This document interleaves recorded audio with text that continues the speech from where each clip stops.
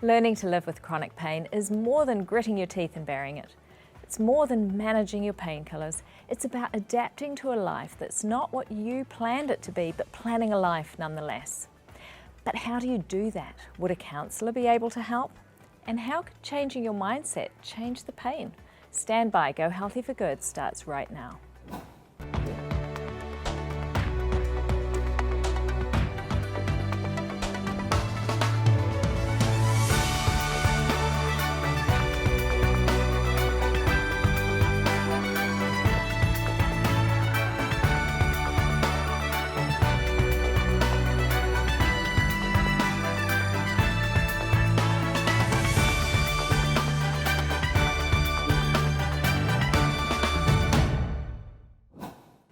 Hello and welcome to Go Healthy for Good. Chronic pain can result from an accident, from surgery, from aging, or from a health issue, as was the case for Antoinette. Here's her story. I was diagnosed with lupus in 1997. I didn't start having issues with it until 2004. It was my first stroke that I had. And then after that, I had started having small strokes in between there. And then basically after that, I started having lupus flare-ups from 2008 to 2009, where I was okay. Everything had kind of calmed down. And in 2009, I had the first heart attack. And so from there, I had like 3 heart attacks altogether between 2009 and 2011, and lupus flares at the same time. And the chronic pain began around there. I started having the chronic pain around 2010, maybe, is when the pain really started. And then I started gaining more weight, which was a problem because I was on higher doses of prednisone, which made it, even worse. And then being in Michigan, which is where I'm originally from, the winters were harder on my body. So that made it even worse, being out in the elements. I have a daughter, so getting her back and forth to school and to different programs and activities, that made it even harder on my body as well. So the chronic pain affected me by, it kept me from spending time with my daughter. The worse that it got, the more I was not able to participate in her school activities and just do a lot with her that I would normally do. It kept me in the house a lot. It kept me from going outside and from just doing the things that I was normally doing. I started out with like Tylenol 3, Tylenol 4, and then whatever they call Norco right now. And then I was constantly in the hospital for pain and lupus flares, back to back. It was so bad that I decided to leave Michigan. On today's show, Chef Mark Anthony has a dish you're never going to believe. We'll improve our fitness and have fun with Sean. There's more from Antoinette, and we're diving deeper into the management of chronic pain. But now it's time for the news.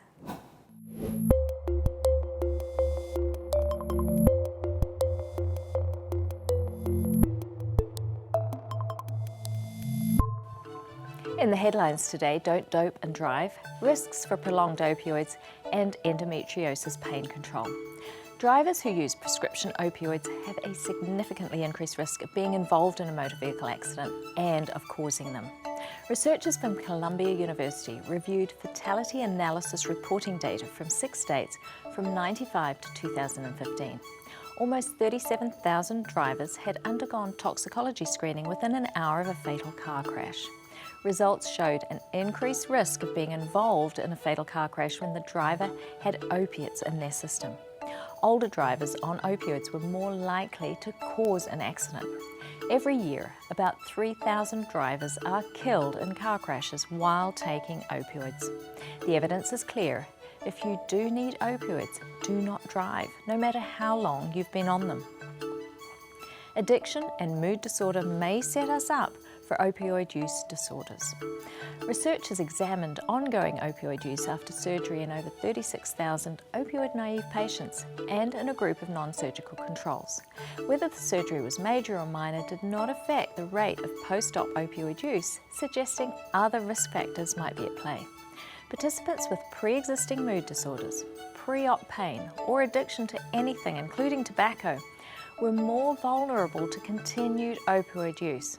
Other research suggests that for every 5 Americans without addictions who take opioids for pain, 1 will become addicted. So if you need painkillers, start by using non-opioid options first, especially if you have any of those risk factors. A recent study has confirmed that combined oral contraceptives, or COCs, provide effective pain relief for endometriosis. A recent review of 9 randomized controlled trials and 9 observational studies found that compared to placebo, COCs give a 3-fold reduction in menstrual pain and were also effective for chronic pelvic pain. Researchers found both cyclic and continuous dosing schedules were equally effective for pain, though the continuous dosing worked more quickly. The hormones in COCs inhibit the growth of endometriosis, reduce nerve density, and suppress new blood vessel growth. They are affordable and offer a good adjunct to a plant-based diet in the management of endometriosis-related pain. I'm Dr. Nerida McKibben, and that's today's health news. Today's guest is Kathy Scott, a licensed clinical social worker who works as the behavioural health coach on the Integrative Pain Program at Eskenazi Health in Indianapolis, Indiana. And that's where we caught up with her. In my own experience, those suffering with chronic pain are reluctant to see a counsellor because of the perception that the pain is not physical, but all in their head. I asked her how she deals with that perception. We understand where that's coming from, and oftentimes people have come from more adversarial situations where they're not believed.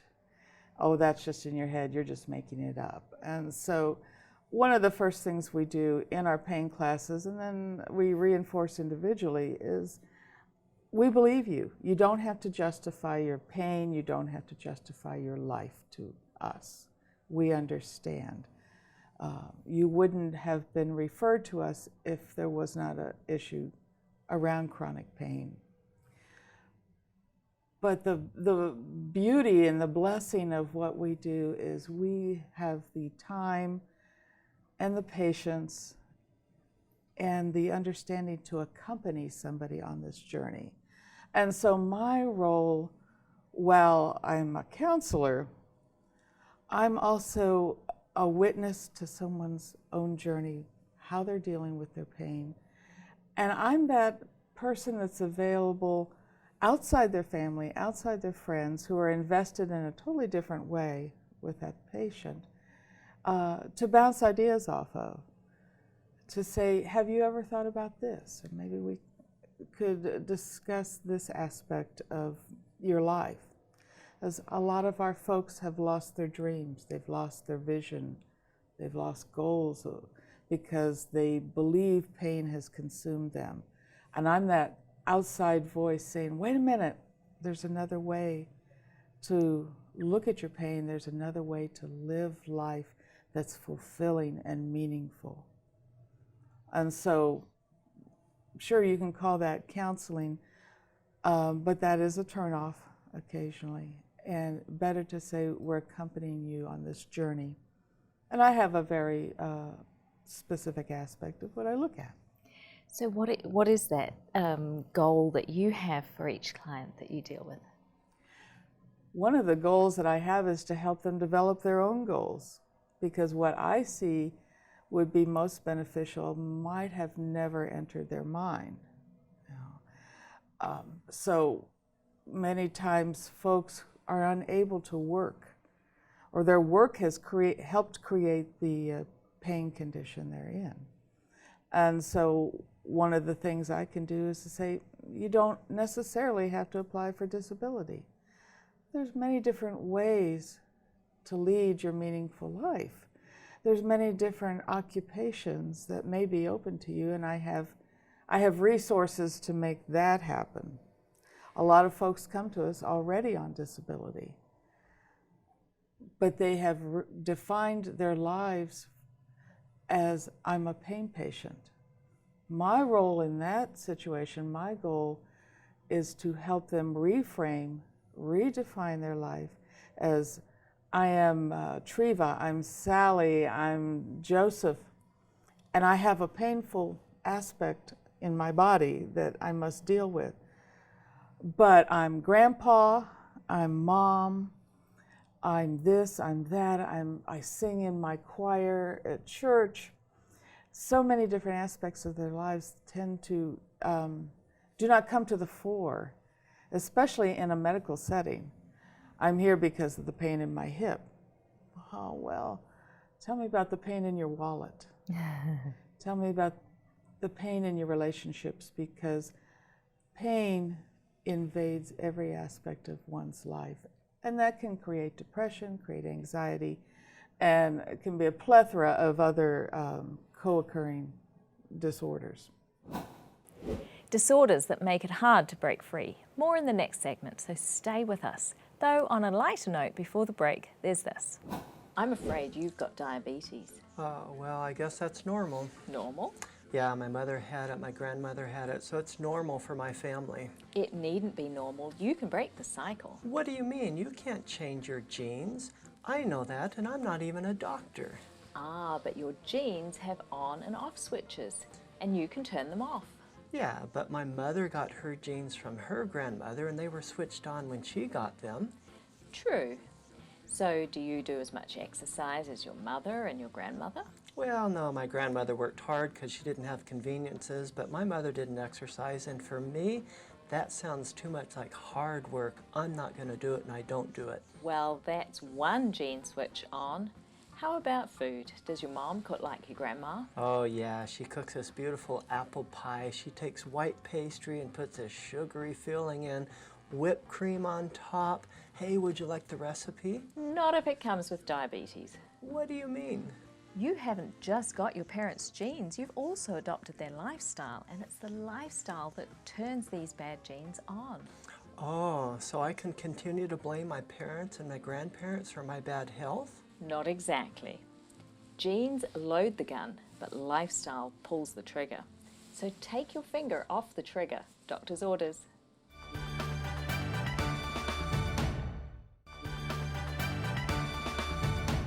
Roll up those sleeves, because we're in the kitchen and it's time to cook with Chef Mark Anthony. It's such an honor and a privilege to have him in our kitchen. What are we doing today? Today we're going to be doing some smashing. Chickpea salad, smashing. Okay. And I came up with the name smashing because I wanted something that was not completely blended, and you'll see by the texture that it has that smashing type of effect, even though we're using a food processor. All right. Well, my mum would be proud. She says I break everything. So, yep, I can break these chickpeas for you. Yep.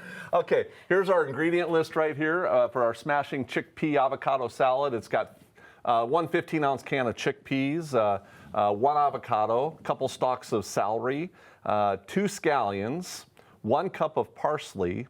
I've got a tablespoon of nutritional yeast flakes, and then I've got the juice of a lemon and with a little bit of salt. So it's a really easy ingredients. Okay. And everything just goes right in the food processor. All right. Shall I start loading let me get the avocado going here.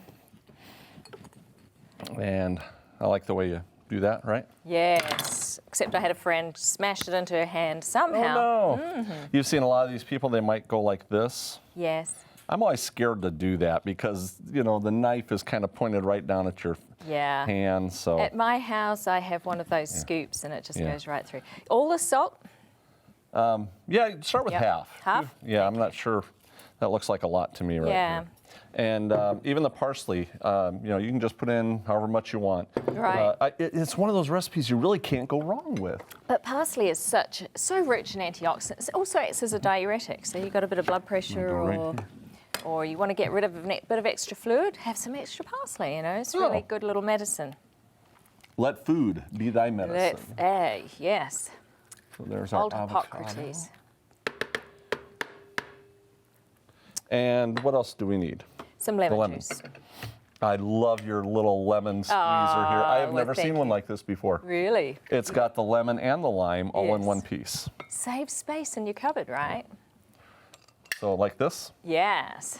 I do it right, don't I? Yeah, you do. Yeah. Upside down. Someone had to teach me too when I. Yeah, that's the way I do it. Oh, okay. I've seen people do it the other way, but it doesn't get the juice out of it if, No, you, it if you doesn't. had that turned around that Yeah. way. So, Yeah. So Yep, that so- gets it all. Okay. Oh, that looks. I tell you, it smells so good with that lemon. that is everything. All right. So, you can just. time for me to go But all we're smashing. going to do is pulse it. So we're just going to give it pulse, pulse, pulse. All right. You tell me. Keep going. You're going to get a. In fact, we're going to give it a Do little. I need to wipe it down or Yeah, anything? exactly. Okay. I'm pretty good at doing that, just by habit. Yep. Yep, about double what you just did, All and right. you'll be there. I'm gonna get some tomatoes going here. There you go, that's it. That's it. Yeah, Ah, I had a smashing time. smoshing. And there you go, that one can go right in the Oh, bowl it's there. smushing. It's not smashing. In fact, if you want to grab me one of those buns over there too, that'd be great. All right. I've got a whole bunch of things going on here. So you're going to show us how to actually use this. Yeah, there's a number We of don't things. have to eat it just like this. You know No. what? I'd want to put this with pasta. Have you ever done that? No? No, not like a cold pasta. Yeah. Well, yeah, like Hot pasta pasta. salad. No? I have all these secret recipes, but then I give them to you, and then it's They're no longer, a secret And recipe. then you have to rush off and create another secret, right? We like that. I tell Keep doing people. it. I say share these recipes with other people. You know, as you share, back it comes. It just reinforces it, and that's really helpful. So I'm getting in your way. You can see how much texture this has. It has body to it, so it's not creamed into a mush. It still Got it. has body to it, and that's Yep. what I'm looking for.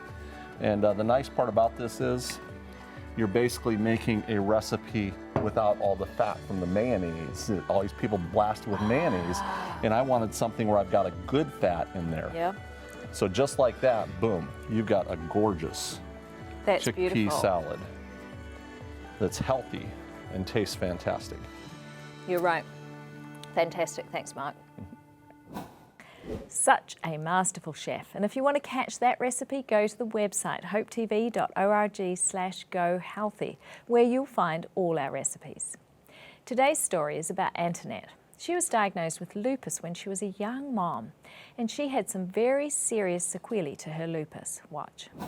At one point, I had a stroke and a heart attack in the same week. And that stroke left me, it took out my short-term memory and my speech. I had to go to speech therapy to help my speech. And it was a horrible experience as far as communicating with people. I became introverted. And that's the way I was when I came into the integrative pain program. Very introverted and insecure because of the things that I used to do and I wasn't able to do. So once I became a patient in the integrative pain program, they introduced me to diet, a different diet with nutritional change.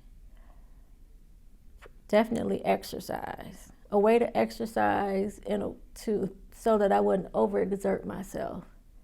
Even I started out with chair exercising, and then I advanced to standing up and exercising. I was also taught breathing exercising because I had a problem with sleeping at night. I would always I had a bad sleeping habits because of the medication and different things that happen with lupus.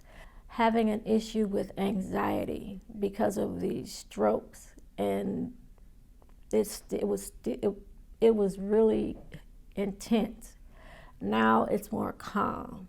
It's not as bad as it was. I will have some issues with it, but even when it arises or it appears, I have breathing exercises to look forward to.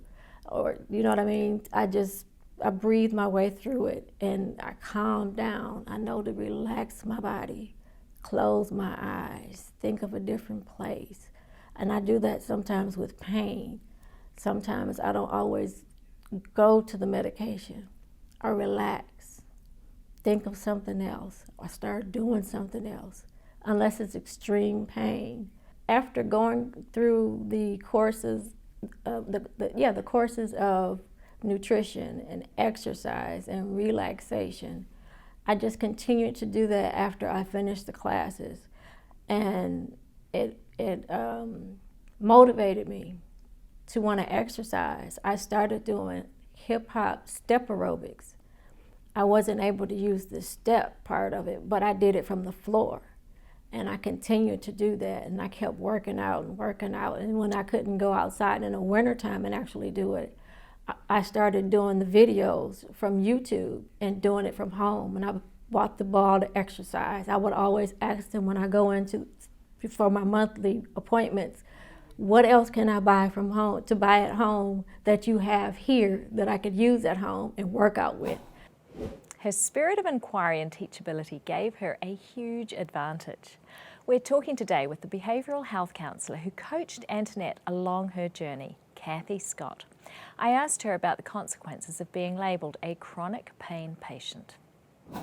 Is that life suddenly narrows down to my doctor appointments, my physical therapy appointments, I have to go to the pharmacy, I have to call in to get a pre-authorization for this and that so I can get my medication.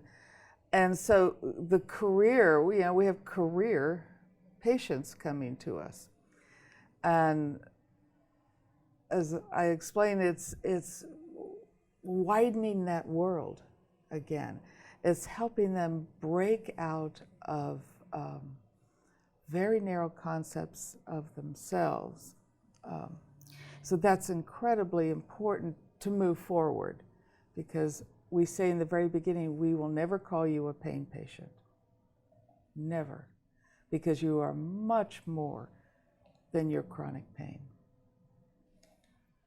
When you see a new patient, what's relevant in terms of their sort of biological assessment, if we think of the biopsychosocial, spiritual pain picture? I rely on the providers to give me a sense of how severe is the degenerative disease, the failed back surgery. So I can appreciate that history. It really is determined by how the patient appreciates that history.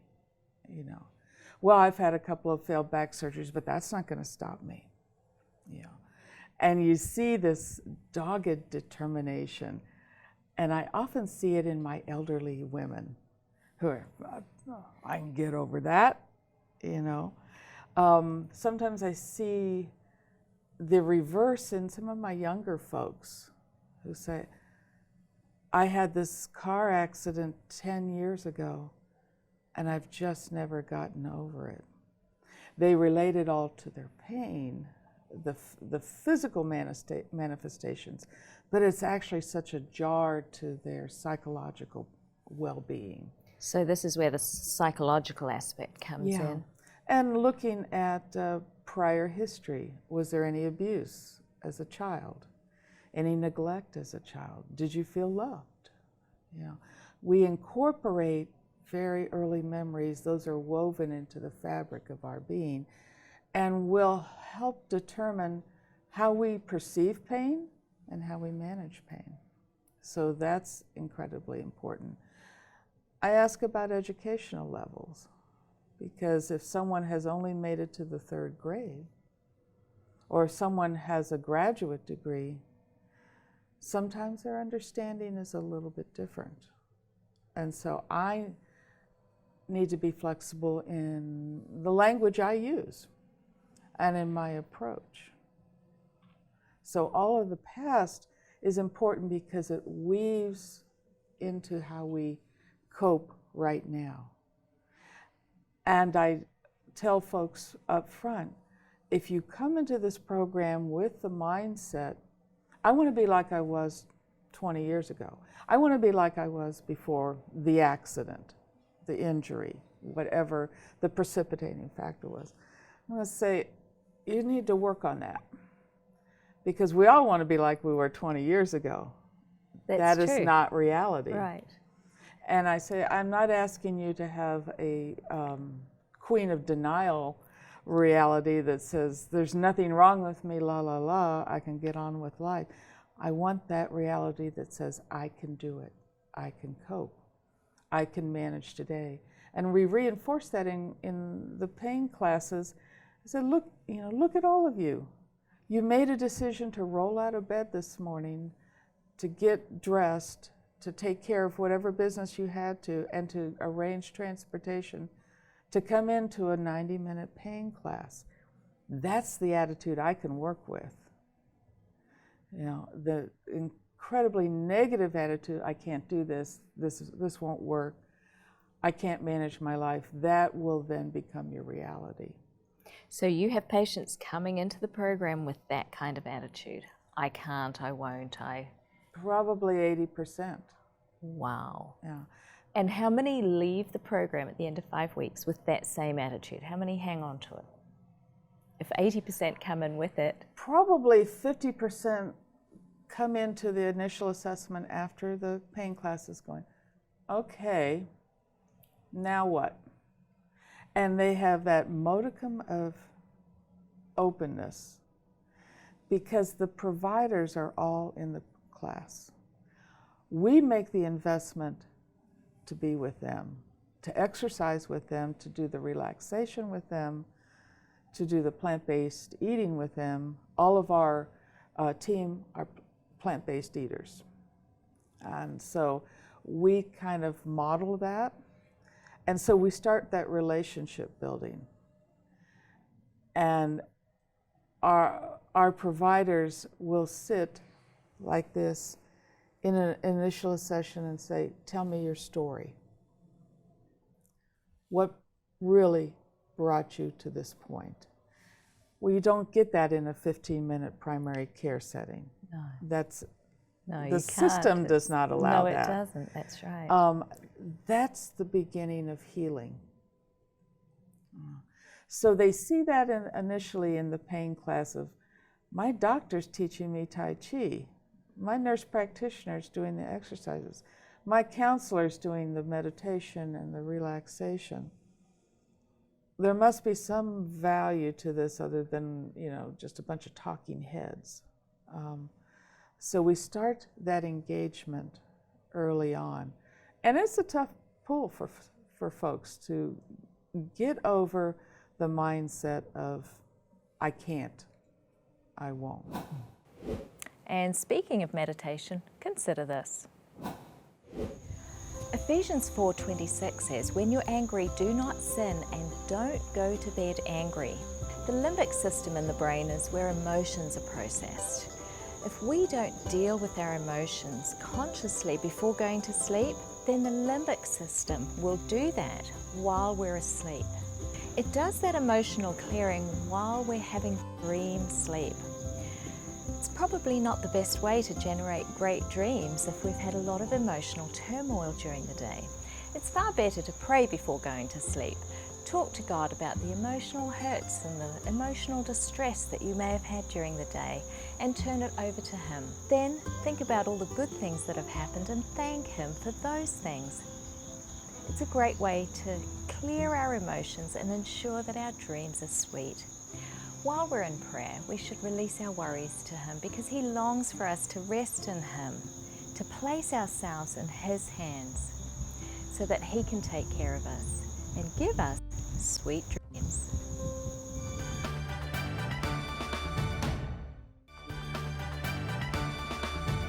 You'll notice we always stretch before and after our exercises, and that's because flexibility is an essential part of fitness.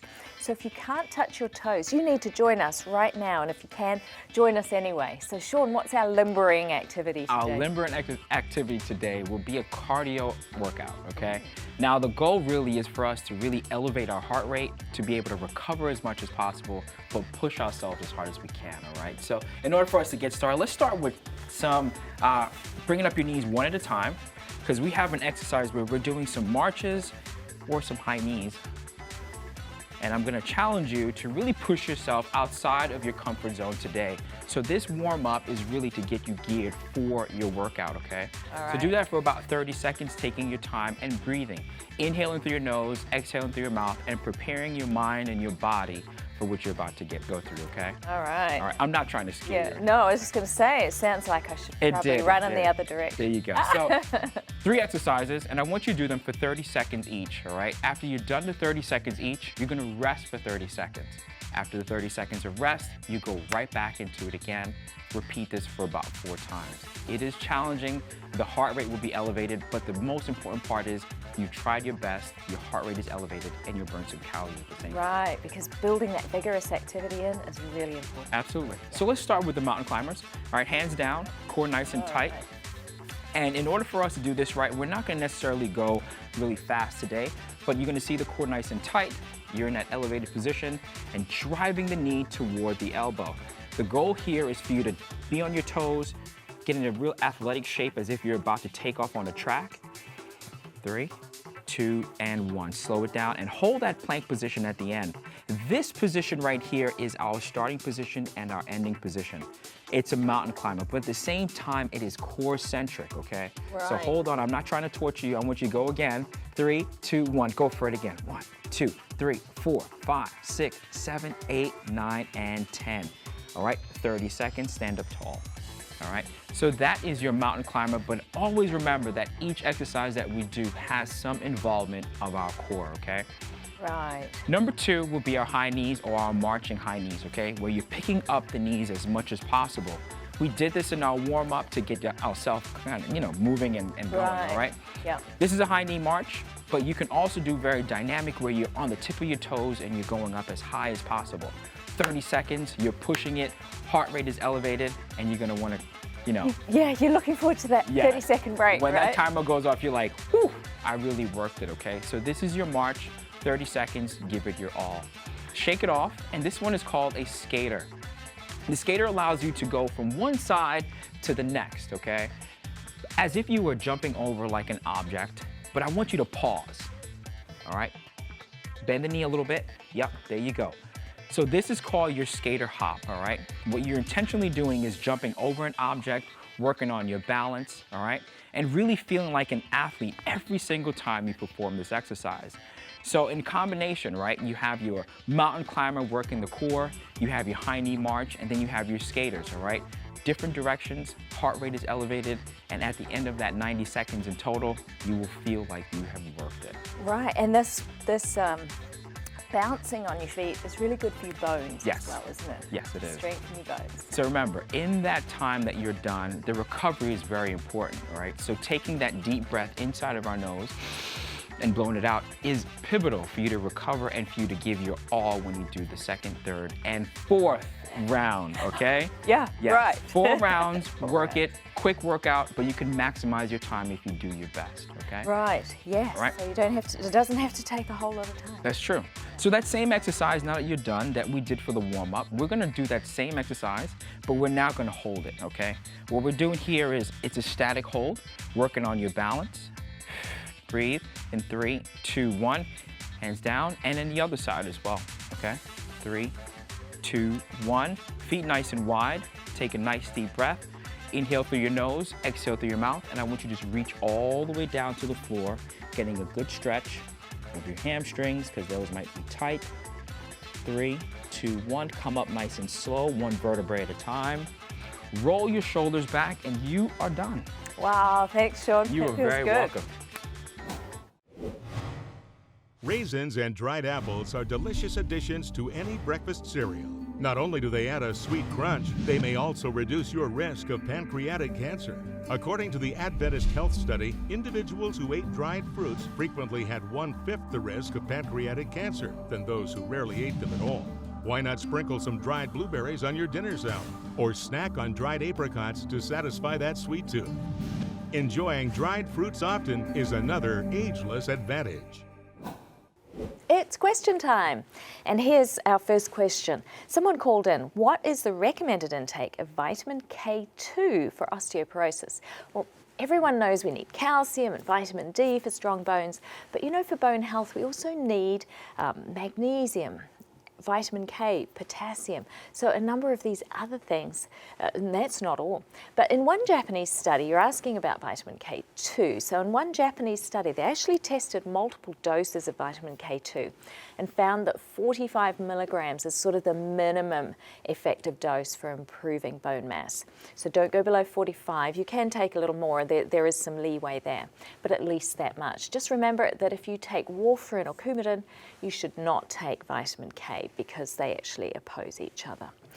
Here's our next question. Do you recommend a low FODMAP diet? Well, let me explain FODMAP diet. Some people have a clear benefit with digestive symptoms on a low FODMAP diet. And for them, I would say yes, it's something that they could try at least as temporarily. Now, what FODMAP stands for is fermentable oligo, di, and monosaccharides, which are all sugars, and polyols. So basically, those are carbohydrates that some people are unable to digest. Not everybody, but the symptoms that they get are often labeled irritable bowel syndrome. So symptoms like gas, bloating, pain, diarrhea, and constipation. You can go between the two or just have one or the other. So now those carbohydrates I mentioned would include fructose, which is the sugars in fruit and vegetables, lactose, which is the sugar in milk, fructans, which come from the grains like wheat and barley. So some of the other grains don't have so much. And then galactans, which we get from legumes. And then the polyols are sort of the alcohols, but things like their sweeteners. Xylitol, sorbitol, mannitol. So if you notice that those are ingredients in your whatever it is you're eating and you get gas afterwards, you're obviously someone who can't digest those kinds of things.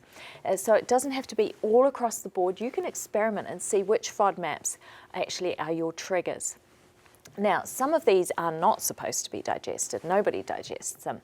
But the gut bacteria actually break them down and use them for fuel.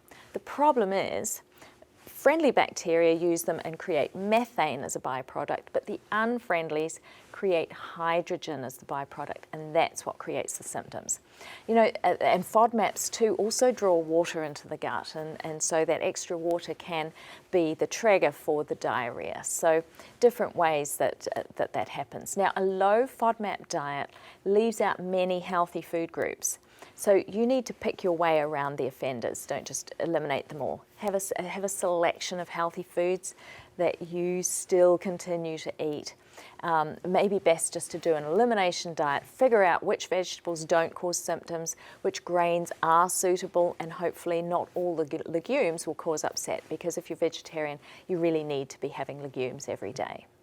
Here's our next question. Mary asks, is it healthy to use soy lecithin granules? Well, this was all the craze a little while ago. Soy lecithin is a food additive, and it'll sneak into many of your foods as an emulsifier, a lubricant, antioxidant, and flavor protector. So it's often at the bottom of the long list of ingredients. There's no evidence that it does any harm. Though there's been many people that say it does. There's no evidence that it does in the science. It's found in, as I say, in many foods. A couple of studies have shown that it can reduce LDL cholesterol without taking down your good cholesterol, the HDL. And so some people have used it for that. Just bear in mind, a chemical solvent is used to extract the lecithin from the soy, and also a lot of soy is genetically modified, so you might want to avoid the genetically modified sources.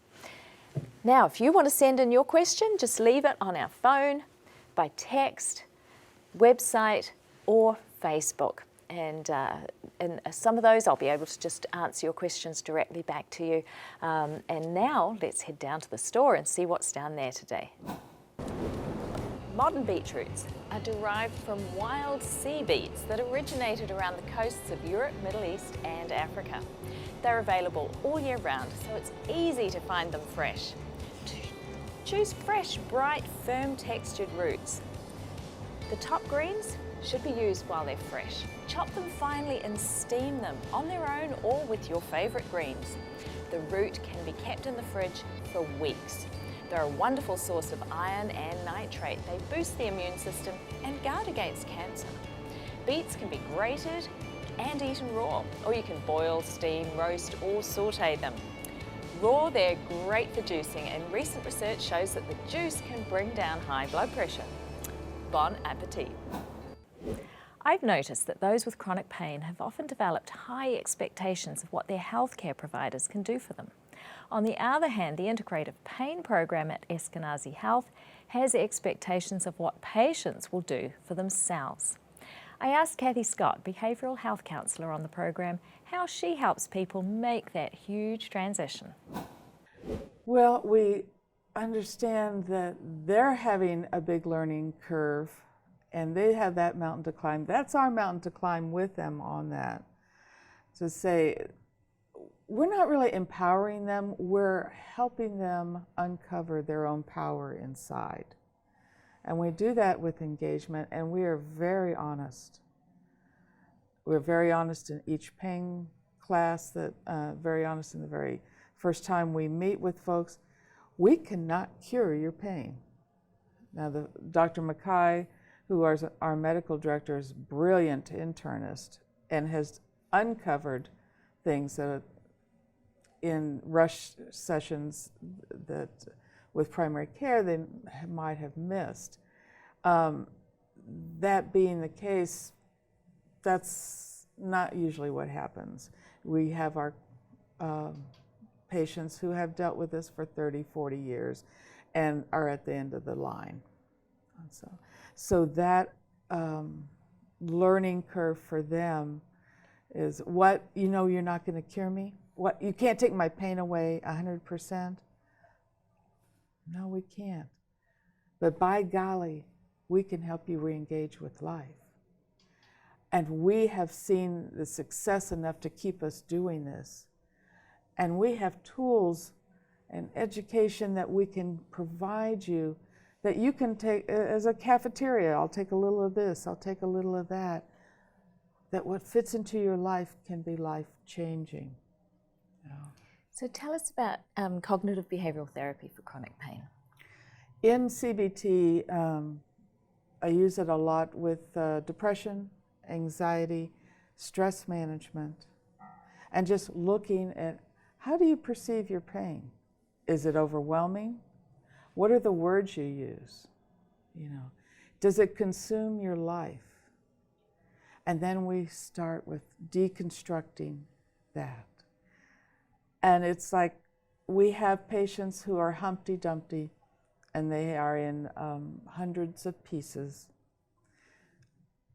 And we help start building those pieces back. But you have to deconstruct a lot of thinking that I'll always have this, I'll be a pain patient forever, I can't do anything, I can't exercise, I can't go back to work, I'm worthless. Nobody cares really about me anymore because all I am are a set of problems to them. So I have to do a lot of working with that, deconstructing that model and saying there's another way to live. And that takes time. And to do that, we build relationship first. You have to be able to trust someone who's going to give you a whole other pathway to look at. Now, you do this work over 5 weeks, or is it more extended? Does it go through months? It starts 5 weeks, twice a week. Right. But it is very much extended. And we preach the same thing in pain class, we preach it on an individual, and I get to work with folks not only with relaxation, but with a lot of cognitive therapy. Now, we talked about opiates in the previous session.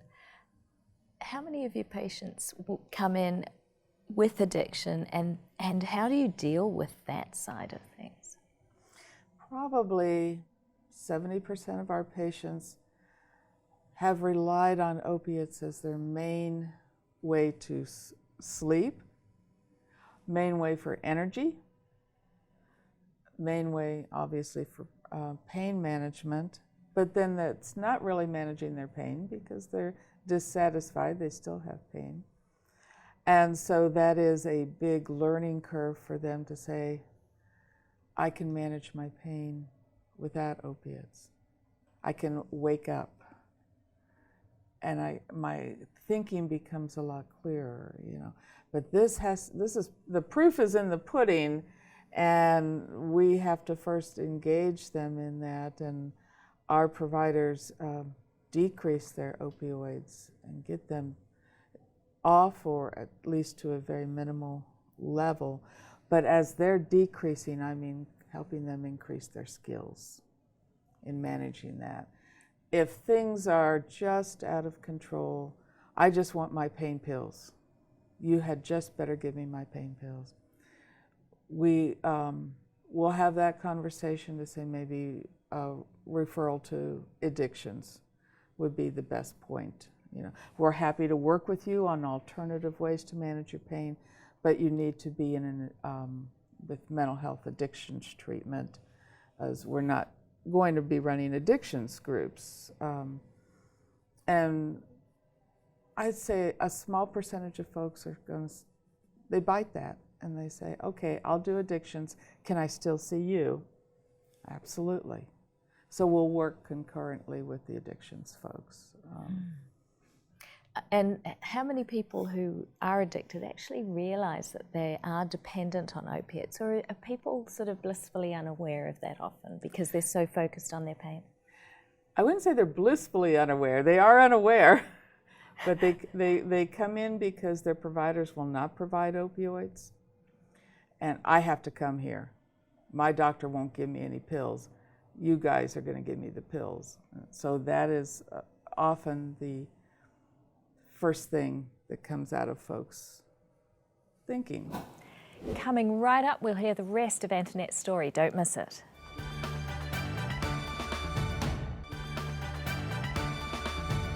For the last 30 years, Antoinette has had lupus, resulting in multiple strokes, heart attacks, and chronic pain. That made her introverted, insecure, and anxious. Steroids made her gain weight, the oxygen kept her at home, and pain made her sedentary. Life was sad. Then she became a patient in the Integrative Pain Program at Eskenazi Health. She learned how to deal with anxiety and pain. She learned about nutrition, sleep, and how to love herself again. She started to move, and now she loves doing aerobics classes. Watch. I was originally at 276 pounds. By the time I got into the Integrative Pain Program, I believe I was at like 252 or 256 when I came into the program. I now weigh 135. I am no longer on oxygen, I thank God for that. And I don't use my cane. I love my weight loss. I have to buy new clothes, but it's awesome. I feel a whole lot better. My breathing has improved. The pain has definitely improved in my back. I really had back pain. I had a lot of sciatic nerve pain, and a lot of that has basically gone away. I don't have that as much as I used to. So life for me has changed. I was just telling him on the way in here that I've begun to travel again. At first, I wasn't traveling. I wasn't doing a whole lot of things that I was used to doing, because it's hard to travel with oxygen. I tried it once, and it's horrible to try to travel with oxygen and get all that kind of stuff set up. And it was just a lot on me. It was actually depressing being that size, and that sadness is it's not there anymore. I'm just happy for the change. I'm happy to be me. I would encourage a person that's in the program to not give up, because I can see where you can get in the program and you can see, oh, this is not for me. Yes, it is. Never give up on something that's going to give you a positive ending. You know, it may look bad or look like it's too much for you to do, for you to complete, or sometimes even comprehend, but it's not. They're not picking on you. They're not taking things, because some of them, when I was in the class, thought of it as a way of punishment. It's not a punishment. It's to help you. It's to motivate you. It's to help you love yourself and see that this is going to make you a healthier you, a better you, a more positive you. So that's the way I would see it. Love yourself, and in the end, you'll love you. Do this program, and in the end, you'll appreciate it and love yourself for it. That's my take on it. And we're talking today with one of the team that helped Antoinette love herself again. Kathy Scott is a behaviouralist on the Integrative Pain Program. Before the break, we were discussing the problem of using opiates long term, believing that you cannot do life without them and demanding that you get your next prescription now. I asked Kathy how the team have that difficult conversation of weaning people off. Dr. McKay certainly explains, pain medicine for acute pain is definitely indicated.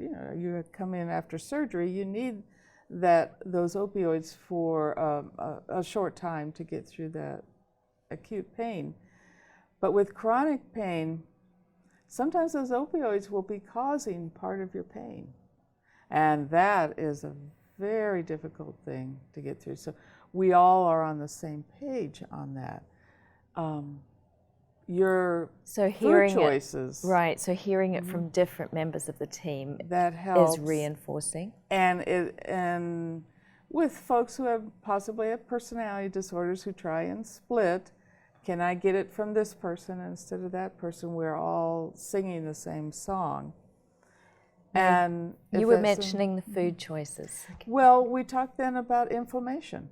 And some of the food choices that you make are going to create more inflammation, which is going to create more pain. Your depression is impacting your pain. Now, what came first, the pain or the depression?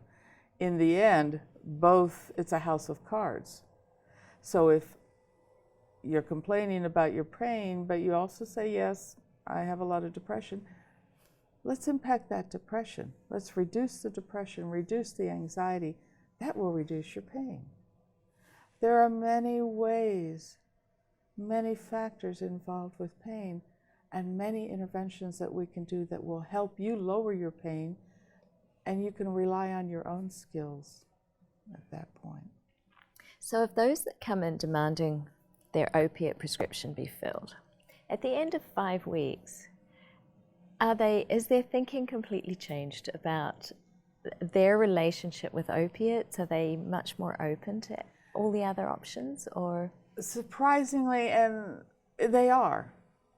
Now, they may still ask for them. The first thing out of their mouth is, can I have my pain pills? But with the twice a week for 5 weeks, with the chorus we sing, and the different avenues that they've experienced, I can move my arm, and I don't have that pain, or I've gotten stronger, or I'm doing some chair yoga or some Tai Chi, I'm practicing the relaxation, I'm practicing the mindfulness, I feel a bit better. I've changed my eating a little bit. So they start to see success, and that makes a big difference. So when they get to us for the initial assessment then, so you've already changed this, you've already changed that. Excellent. Let's move you a little bit forward. And we'll hear them say, I feel a little bit better. And that's just, cannons go off and stars appear, because that is a victory. What about spirituality? Because this model is biopsychosocial spiritual. So what aspect of spirituality is helpful for people with chronic pain? Well, and that's sort of another one of my professions, Yes. ordained in the Episcopal Church. I don't tell folks that right off, but what we have are folks, when I'm talking with them, as part of my assessment, do you have a faith community? I have Muslims, I have a lot of different Protestant denominations, Catholic, and haven't met any other Episcopalians. But I have a wide variety, and then I have agnostics and atheists. But what I've found with, if you are grounded in a faith community, that gets you through a lot, of suffering. Sometimes that suffering is transformative based on your faith. It deepens faith, certainly deepens prayer. And I'm very comfortable talking on that level with folks. And in reality, with some of my patients, that's where we meet, is on that level, on that depth level of what gets you through the day in reality. It's not your pain meds, no. It's God, it's Allah, you know. And so, boy, we can go from there. And that has made the most significant difference for my folks as they reduce on the opioid medicine. And that's when we do a little bit of rejoicing about the grace of pain, you know, and grace being gift of pain. People come into us not seeing pain as a gift. And in working with them, we can find the gift of pain. The ultimate end game, being thankful in every situation, but only by God's grace. And often there's a lot of processing and deconstructing that needs to happen before that becomes a possibility. If you're suffering from chronic pain, remember the brain is processing data from all over your body. Anxiety, sadness, depression, and anger will change the perception of that pain. Having a can-do attitude really helps, even if it's just a baby step. Believing that you can is half the battle. Practice relaxation, breathing, and gratitude. God has promised to never leave you nor forsake you. That's all from me today. Thanks for joining us on Go Healthy for Good. I'll see you next time.